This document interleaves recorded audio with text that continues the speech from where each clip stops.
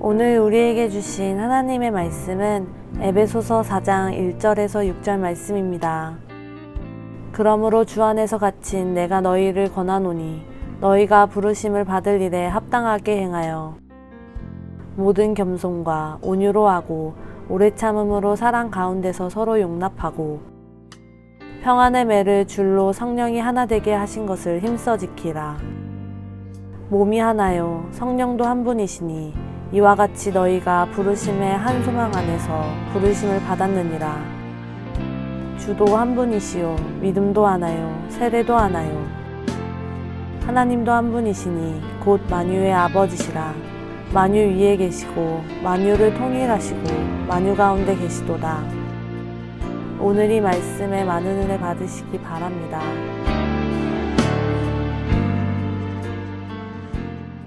우리는 믿음의 사람으로 우리의 인생을 살아가는 사람들입니다.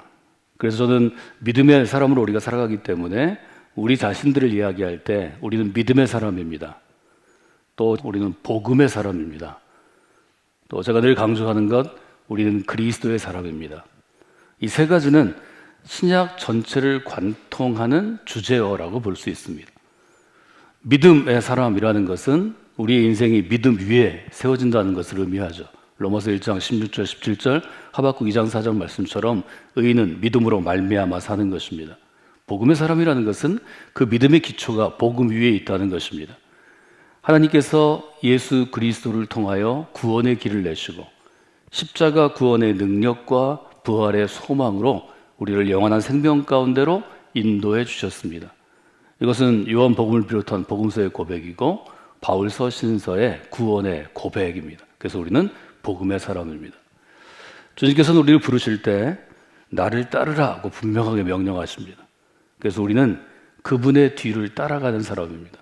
그분의 뒤를 따른다는 의미에서 제자라는 용어를 쓰게 되고 그것은 곧 그리스도의 사람이라는 뜻입니다.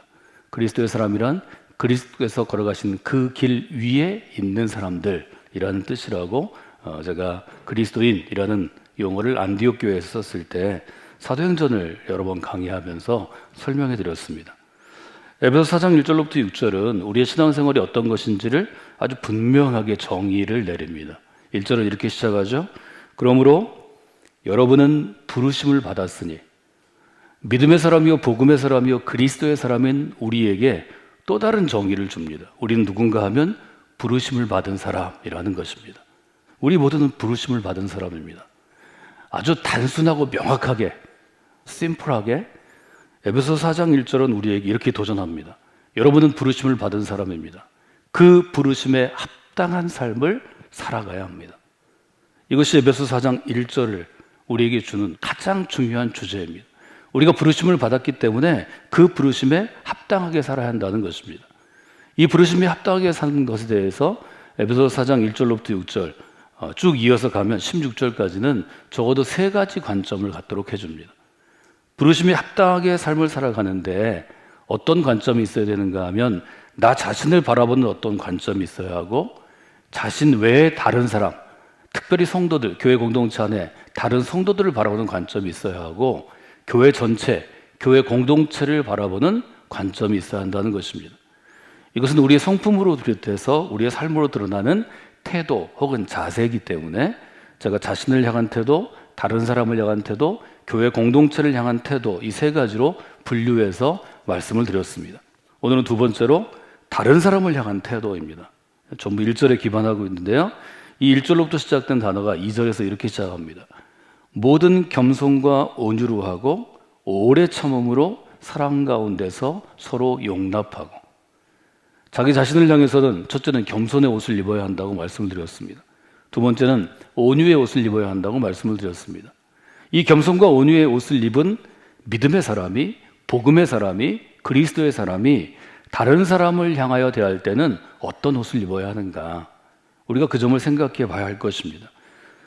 세 번째로 우리가 지금 볼 수 있는 것, 겸손, 온유에 이은 세 번째 옷은 오래 참음의 옷입니다. 오래 참음의 옷은 다른 사람을 향하여 서는 우리의 자세요, 우리의 태도라고 볼 수 있습니다.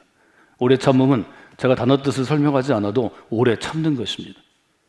그러나 이 단순한 삶의 태도 가운데는 수많은 보이지 않는 부분들이 감추어져 있습니다. 오래 참는 것은 첫째로 다른 사람의 약점을 포용하는 것입니다. 세 가지 단어가 나오죠. 다른 사람. 오래 참음은 다른 사람을 향한 믿음의 사람의, 복음의 사람의, 그리스도의 사람의 훈련된 성품입니다. 오래 참는 것은 다른 사람을 바라볼 때 그 사람에게 장점도 있고 약점도 있지만 약점에 반응하는 나의 반응입니다. 다른 사람의 약점을 포용하는 것은 큰 믿음입니다. 여러분, 신앙생활 하실 때 금년 한 해 동안 우리 교회에 있는 여러분 주위에 있는 다른 사람의 약점을 바라보시되 그 약점을 감싸 안으시는 분들이 되시기를 바랍니다. 그리하면 여러분의 마음과 영혼이 변화되게 될 것입니다. 상대편의 마음이 변화되게 될 것입니다. 그리고 그것이 교회를 변화시키게 될 것입니다. 힘들고 어려울수록 다른 사람의 약점을 부각시키는 것이 아니라 감추어주고 감싸 안으려는 노력이 필요합니다. 두 번째, 오래 참는다는 것은 뭘 의미하나요? 다른 사람이 여러분에게 잘못할 수 있습니다. 좀 자존심 상하게 얘기할 수 있습니다. 또 무시할 수 있습니다. 잘 알지도 못하면서 나에게 없는 것을 가지고 여러분을 음해할 수 있습니다. 근데 참는 것이 쉽지 않습니다. 화가 나기 때문이죠. 오래 참는다는 것은 다른 사람의 잘못에 대해서 분노하는 것을 조금 참아주는 것입니다. 화는 나지만 화를 내지 말라는 게 아니고 화난 다음에 하루 저녁은 좀 기다려주는 것입니다. 오래 참는다는 헬라어 단어는 두 가지 합성어인데요. 하나는 멀어지다입니다. 마크로스라는 단어는 멀어지다입니다. 또 하나는 분노 혹은 진노라는 단어입니다. 진노로부터 멀어지는 것입니다. 여러분 무슨 일 때문에 화가 나고 좀 참을 수 없을 때 오늘 저와 함께 나눈 이 단어의 뜻을 기억하시면 좋겠습니다. 오래 참는다는 것은 분노로부터 내가 한두 걸음 뒤로 물러서는 것이다. 좀 멀어지는 것이다. 좀 멀어지면 내가 능력이 있어서 참는 게 아니라 멀어졌는 순간 조금 참는 시간이 주어집니다. 23번만 쉬면 21분만 멈추면 아무리 큰 화도 절반으로 줄어듭니다. 우리 동양의 어른들이 이 분노를 참을 때에는 3번 참은 것 같죠? 그래서 3번만 이 분노를 참으면 세상을 구할 수 있다고 생각했습니다. 3걸음만 벌어지시면 좋겠습니다. 저를 따라서 하실까요? 저는 이 고난주간에 분노로부터 3걸음 뒤로 하겠습니다. 3걸음 뒤로 가는 동안에 하나님께서 여러분의 마음을 만져주시길 원합니다. 여러분의 마음 가운데 분노의 근원을 보게 하는 눈을 열어주시길 원합니다. 대부분의 화는 오해로부터 시작됩니다. 여러분을 분노케 한 그 사람이 그리 나쁜 사람이 아닐 가능성이 많습니다. 상황이 주변에 있는 어떤 사람이 증폭시켰을 가능성이 많습니다. 여러분 그 점을 보시고 오래 참음의 의미를 생각하시는 게 중요합니다. 오래 참음은 두 가지 의미가 있다고 말씀드렸습니다. 하나는 다른 사람의 약점을 내가 안아주는 것입니다. 바울의 표현으로 하면 내 등에 매는 것입니다. 서로 짐을 지는 것입니다. 두 번째는 다른 사람이 잘못할 수 있습니다. 여러분을 화내게 할 수 있습니다. 화로부터 3걸음쯤 뒤로 물러서는 것입니다. 그럼 왜 오래 참아야 할까요? 왜 바울 서신은 우리에게 오래 참으라고 이토록 강조하는 것일까요? 첫 번째 이유는 이것입니다. 하나님께서 나를 향하여 오래 참으셨기 때문입니다. 이 점이 가장 중요합니다. 우리가 믿음의 사람이 되면, 믿음이 깊어지면 다른 사람의 실수나 다른 사람의 오해나 다른 사람의 무례함을 조금 더 참을 수 있는 이유는 하나님께서 나의 무례함을 오래 참아주셨기 때문입니다. 하나님께서 나의 실수를 여러 번 용납하셨기 때문입니다. 하나님이 지금도 나의 부패함과 부족함과 더러움을 안아주시기 때문입니다. 이 점은 여러분 매우 중요한 것입니다. 믿음이란 어떤 것인가? 저는 젊은 시절부터 오랜 동안 믿음은 강력한 훈련이 중요하다고 생각했습니다. 훈련 받은 만큼 사람은 변하기 때문입니다. 저도 나이가 들고 아이를 키우고 우리 아이가 성인이 됐을 때 아주 분명하게 깨달았습니다. 훈련만으로 인생이 변하는 게 아닙니다. 훈련보다 더 중요한 것은 그 인생을 살아가는 사람을 누군가 오래 뒤에 서주는 것입니다. 그래서 말하자면 지켜보는 것입니다. 하나님이 우리를 지켜보신다고 성경은 계속 얘기하십니다. 에베소 2장은 이렇게 시작합니다.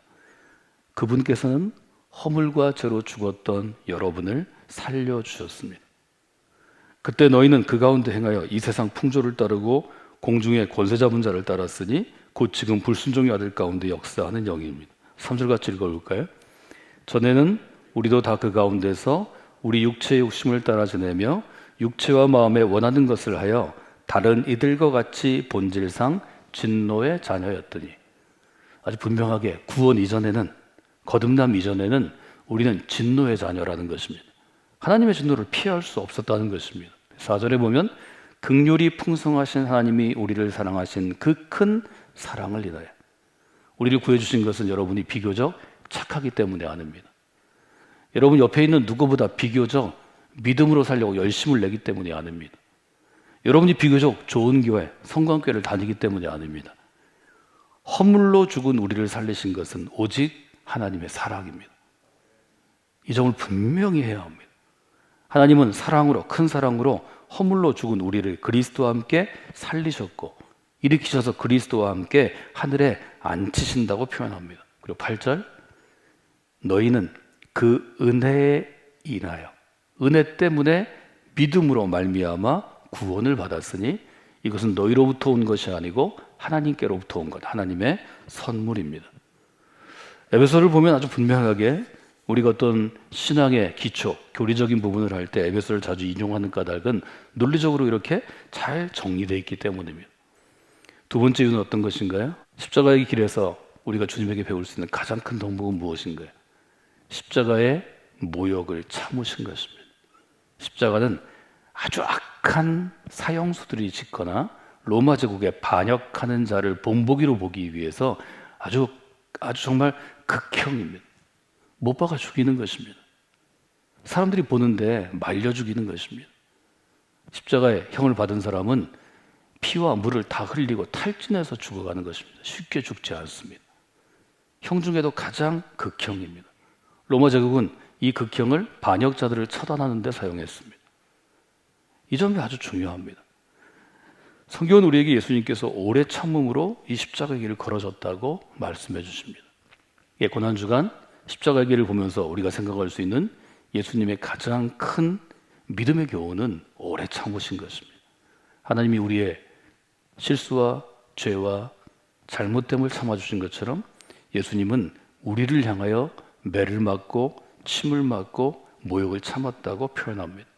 여러분 베드로전서 2장에 보면 그리스도의 고난에 대한 아름다운 그 고난에 대한 기록이 있죠. 20절 이렇게 되어 있습니다.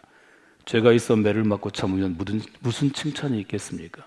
그러나 선한 일을 행함으로 고난을 받고 참으면 이것은 하나님 앞에 아름다운 것입니다. 이것이 그리스도의 십자가를 보는 초기 교회 공동체 성도들의 마음입니다. 하나님을 향하여 선한 분이 고난을 참았기 때문에 아름답다는 것입니다. 선하지만 고난 받는 게 오래 참는 것입니다. 왜 그랬을까요? 21절, 이를 위하여 너희가 부르심을 받았으니 그리스도도 너희를 위하여 고난을 받으사 너희에게 본을 끼쳐서 그 자취를, 그 흔적을 따라오게 하셨느니라. 십자가의 길을 오래 참음으로 걸어가심으로 우리도 그 길을 따라오도록 본을 보이셨다, 모델이 되셨다 하는 것이 베드로 전서의 해석입니다.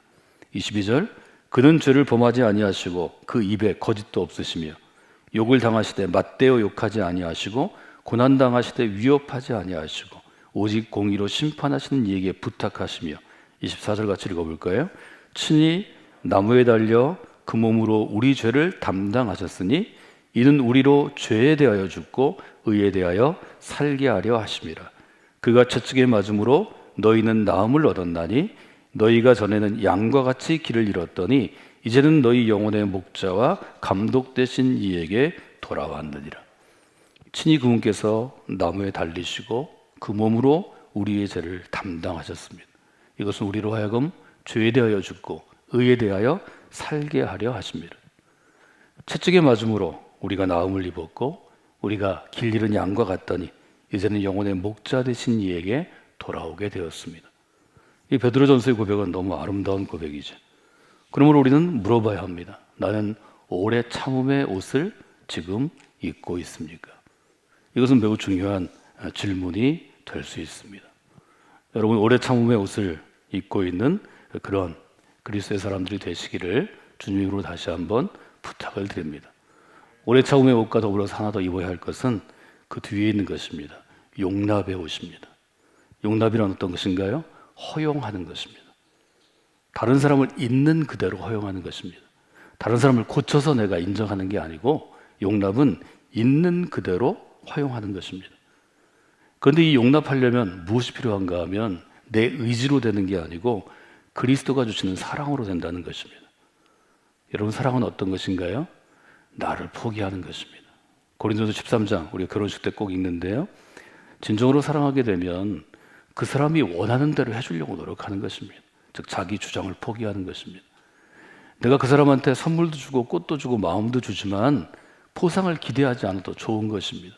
그래서 사랑하면 멍청이가 되는 것입니다. 그 사람이 남들이 볼 때는 모질한 데가 많고 문제가 많은데 나는 참고 용서하고 더 좋은 것입니다. 그 사람의 실수와 잘못을 참아내는 것입니다. 성도가 성도를 대할 때 이렇게 하라고 성경은 우리에게 요청합니다. 어려운 일입니다. 4가지 덕목을 함께 나눴는데요, 첫째는 겸손과 온유이고 또 하나는 오래 참음과 사람으로 용납함입니다. 이 4가지는 서로 연관되어 있습니다. 겸손한 사람은 오래 참는 능력이 배가 됩니다. 온유한 사람은 오래 참아낼 수 있습니다. 즉 겸손과 온유는 우리 그릇의 틀을, 우리 그릇의 용량을, 사이즈를 좀 크게 하는 것이라고 볼 수 있습니다. 하나님은 왜 겸손을 훈련하게 하실까요? 왜 온유를 훈련하게 하실까요? 좀 더 다른 사람을 향하여 오래 참도록 우리 그릇을 키우시는 것입니다. 용납할 수 있도록 우리의 그릇을 키워주시는 것입니다. 겸손은 어떤 것인가요? 겸손하다는 것은, 겸손을 훈련하는 것은 하나님 앞에서 나를 낮추는 것입니다. 겸손하다는 것은 나를 사랑하는 만큼 다른 사람도 인정해 주는 겁니다. 내가 귀하니까 당신도 귀합니다. 여러분, 온유는 어떤 것인가요? 온유함에 대해서는 제가 여러분에게 그런 설명을 드렸습니다. 온유는 나의 권리를 주장하지 않고 다른 사람의 권리를 좀 인정해 주는 것입니다. 이것이 다 오래 참음과 용납과 관련이 있습니다. 이 4가지를 여러분들이 함께 보시고 우리가 교회 공동체를 향해서는 어떤 태도를 가져야 할지는 우리가 내일 아침에 함께 나누면 좋을 것 같습니다.